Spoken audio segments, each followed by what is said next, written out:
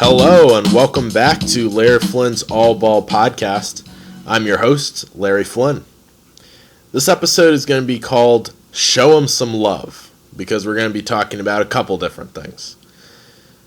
First, we'll talk about Kevin Love. There's plenty to talk about there. What do the Cavs do with him? Does he really fit on this team? Is a trade what is best for both sides? I'll definitely be talking about Kevin Love, especially after that Game 3 victory for the Cavaliers. I'll also be talking about, I guess you could call this love, but having a more laid-back approach when talking about players and their performances in the finals. You know, maybe it took one of my favorite players, Steph Curry, to fail in finals performances for me to truly realize just how hard it is to play on the finals as the best player on that team. We'll talk a little bit about that and how much love we should give to superstars who are in fact able to lead their teams to the finals. And we'll talk about just a few other quick hitter notes here and there around the association. The draft is shaping up. I will do a podcast with my full mock draft. That should be a lot of fun. Be prepared. I always have hot draft takes. Not too many in this draft because it's kind of mundane. You know, it's not one of those kind of drafts where it's really easy to have a lot of hot takes. But I will still have plenty of them for you on a podcast coming up. All right, so let's start off talking about Kevin Love. So Kevin Love doesn't play. The Cavs get the blowout win, right?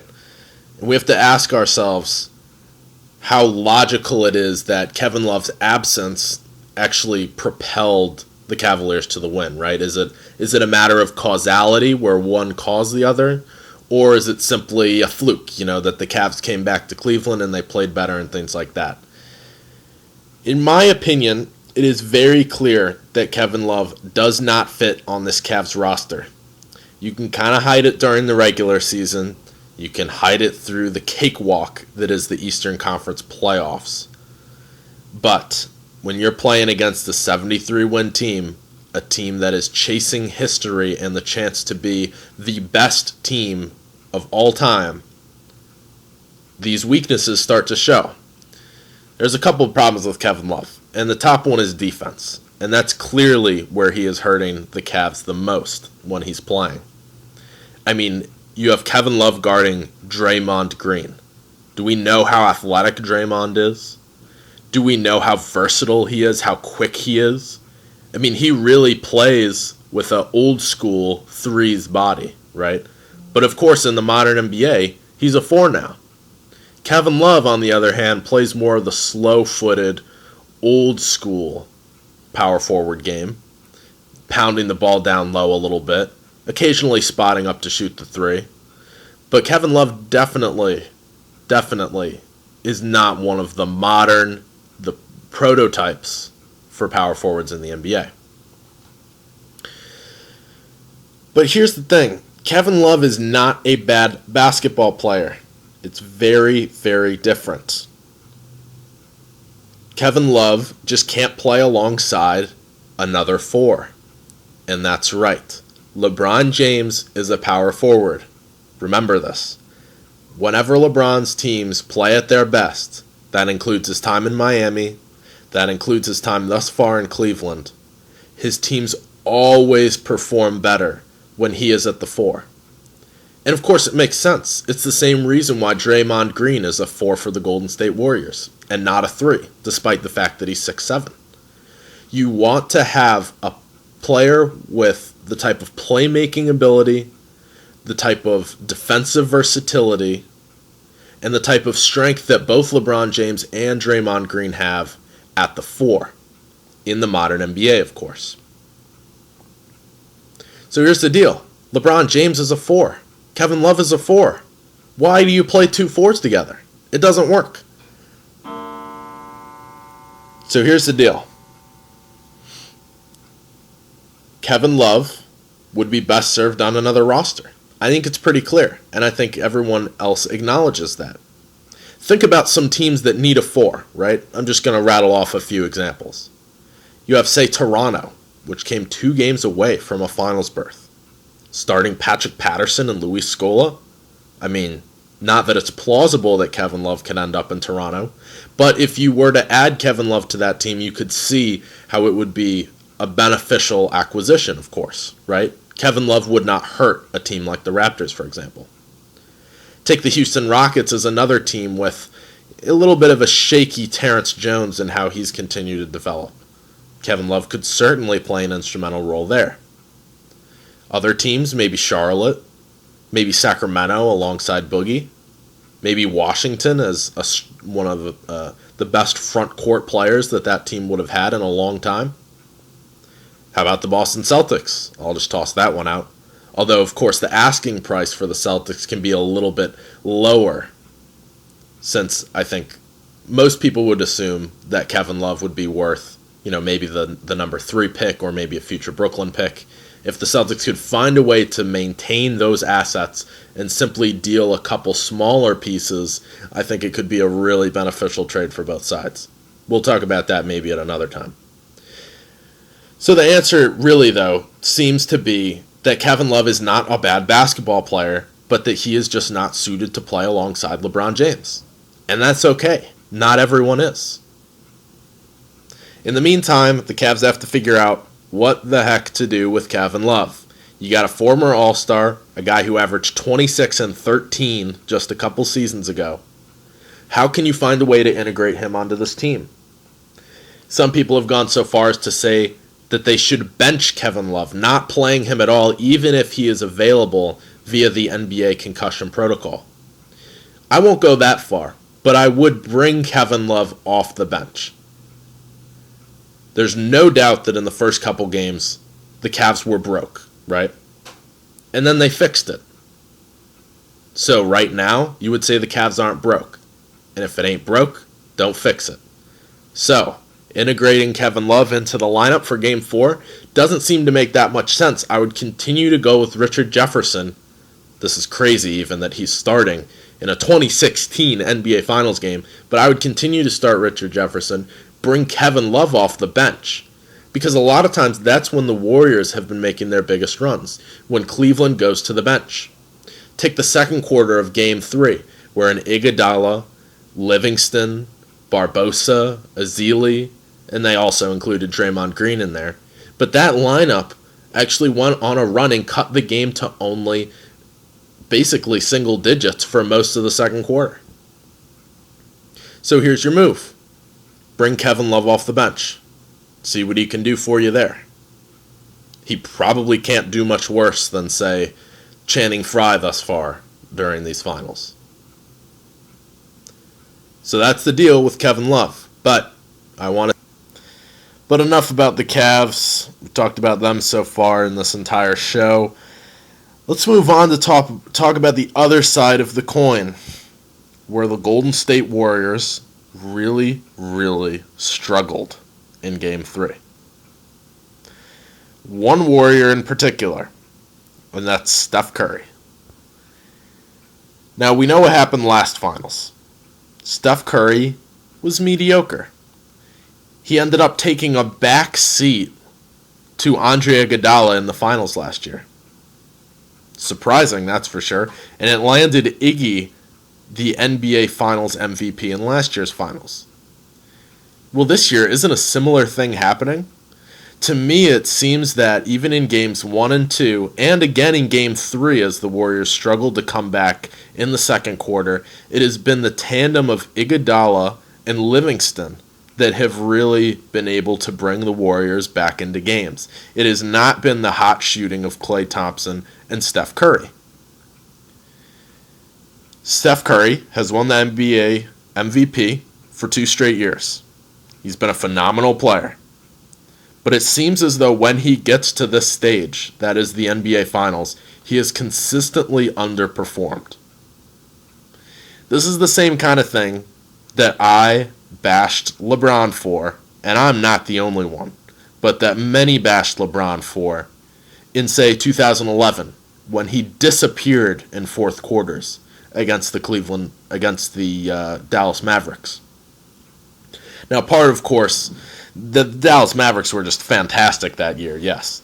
But LeBron James certainly had no benefit to the Miami Heat in several key moments in that final series. So here's the deal, right? Shouldn't Steph Curry kind of be held to the same standard as I held LeBron to and that many others held LeBron to? Because he is the MVP. He is the guy who is widely regarded as the greatest shooter of all time, as one of the greatest offensive talents we have ever witnessed. So why is this happening? A couple thoughts.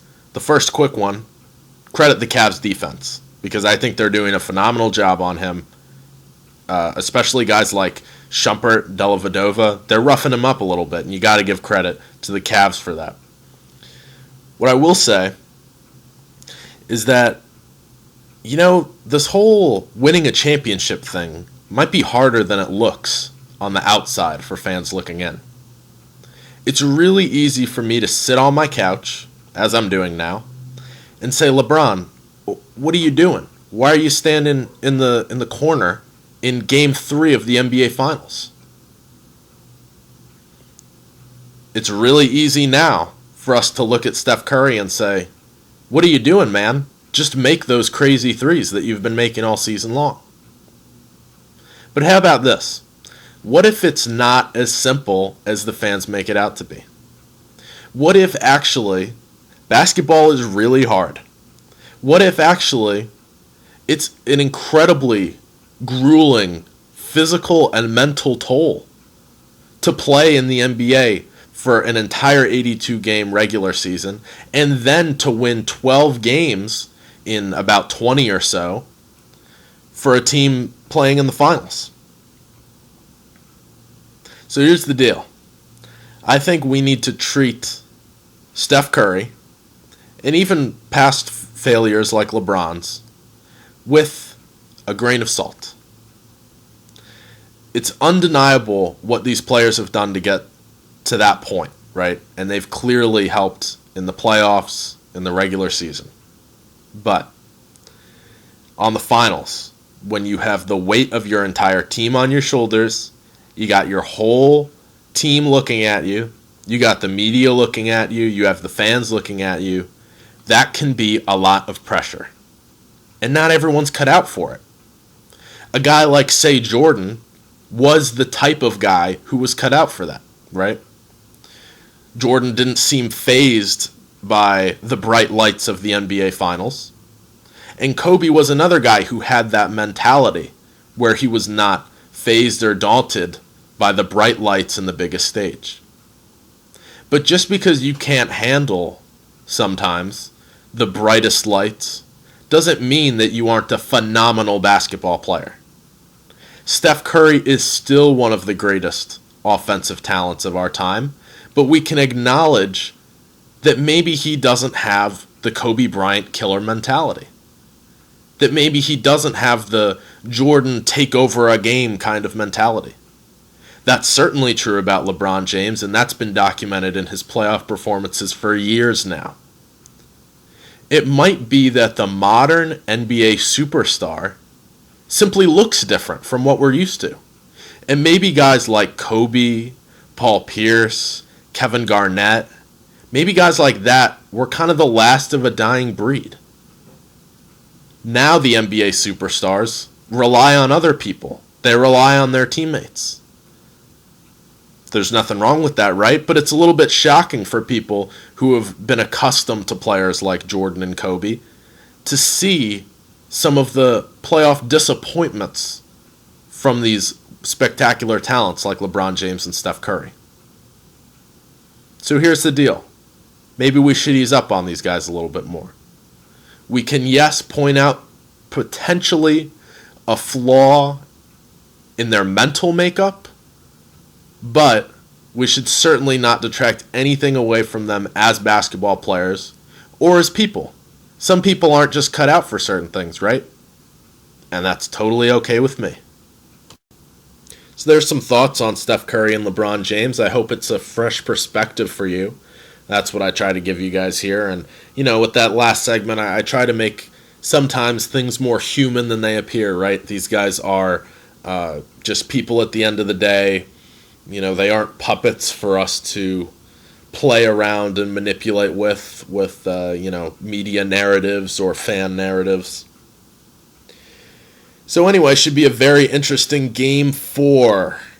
Yes, that is coming up. You know, I think Steph Curry, as I was saying, is a phenomenal basketball player. And I think that he does have a little bit of a tougher makeup mentally than he is showing thus far. I think Game 4 is going to be really interesting because Steph Curry is being faced with some of the most criticism that he has faced in his NBA career. So, is Steph Curry going to shine, or is he going to continue his very mediocre play that he has performed thus far? So, my prediction is that Steph Curry is going to right the ship because this guy is too good. This guy, I think, is more mentally tough than he has showed thus far, and I think that he is going to get himself back on track. I think Klay Thompson is another interesting example. I talked about him as a superstar not too long ago. And if Klay is the superstar that I said he was after that Game 6 performance against Oklahoma City, he will show up in Game 4. Klay, are you listening? I'm sure you listen to my podcast, Klay. Go out there, get your stroke back, be the superstar that you know you are. So, I'm really interested to see what Klay and Steph can do. I think that they get it back on track, and I think that the Warriors win Game 4, giving them a 3-1 game advantage with a chance to wrap things up on their home floor in the Oracle in Game 5. Should be exciting. Should be a wonderful game.